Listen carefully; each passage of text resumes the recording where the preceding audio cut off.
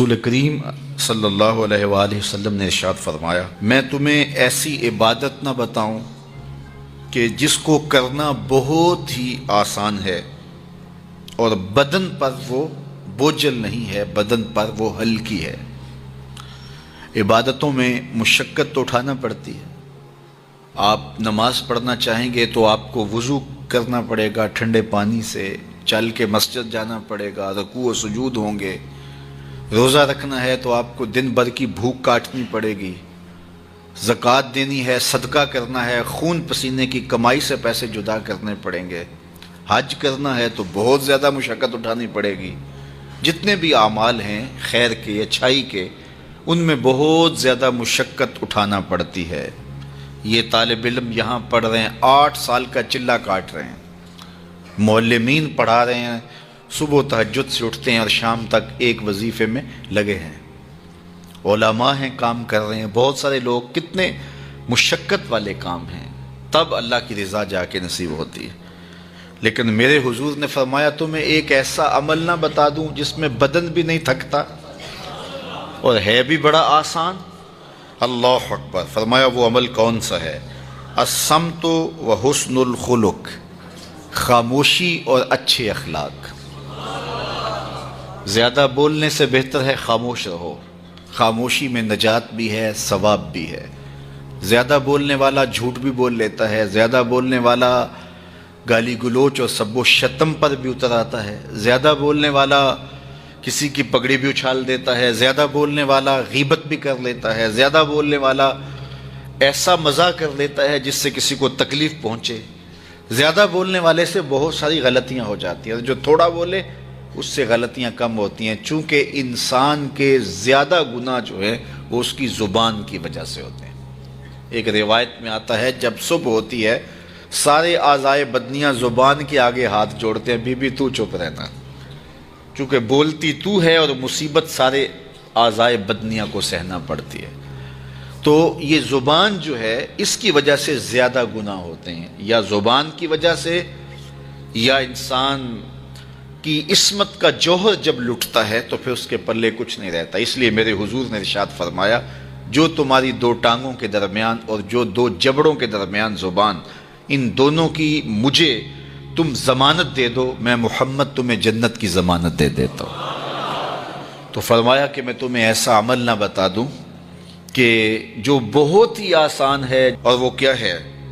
الصمت، خاموشی، وحسن الخلق، اور دوسری بات اچھے اخلاق، رویوں کی خوبصورتی۔ کسی سے ملو تو ہنس کے ملو، کسی سے بات کرو تو لہجے میں نرمی ہو، کسی کی عزت آبرو کا خیال رکھو، بڑے کا احترام کرو، چھوٹے پر شفقت کرو، مخلوق خدا پر رحم کرو، اللہ کی مخلوق پر شفقت سے پیش آؤ، رسول کریم کی امت پر رحم کرو۔ تو یہ ایسا عمل ہے جس پر کوئی مل بھی نہیں لگتا، قیمت بھی نہیں لگتی، بدن بھی نہیں تھکتا، لیکن نامہ اعمال نیکیوں سے بھر جاتا ہے۔ قیامت کے دن نامہ اعمال پر سب سے وزنی جو عمل ہوگا وہ حسن خلق ہوگا۔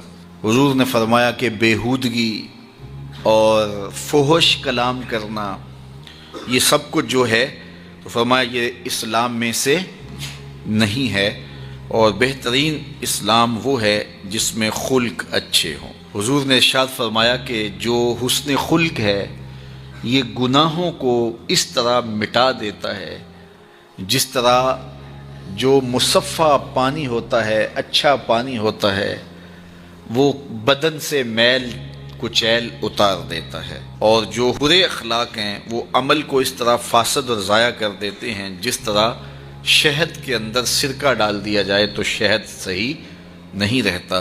تو عمل اچھے ہیں لیکن بدخلقی ان اعمال کی بربادی کا سبب اور ذریعہ بن جاتی ہے۔ اللہ جل شانہ ہمیں معاملات کے اندر خوبصورتیاں نصیب فرمائے، رفق، نرمی نصیب کرے، معاف کر دینے کی توفیق نصیب کرے۔ رزق کمانے کے جو مقاصد ہیں وہ بہت سارے ہو سکتے ہیں، لیکن شریعت میں کاروبار کرنے کے، رزق روزی کمانے کے بنیادی مقاصد 3 ہیں۔ پہلا مقصد اپنے آپ کو سوال سے بچانا، دوسرا مقصد اپنے آپ کو حرام سے بچانا، تیسرا مقصد اپنی اولاد کی کفالت کرنا۔ یہ بنیادی مقاصد ہیں جن کے لیے رزق کمانا، روزی کمانا ہمارے اوپر لازم ہو جاتا ہے۔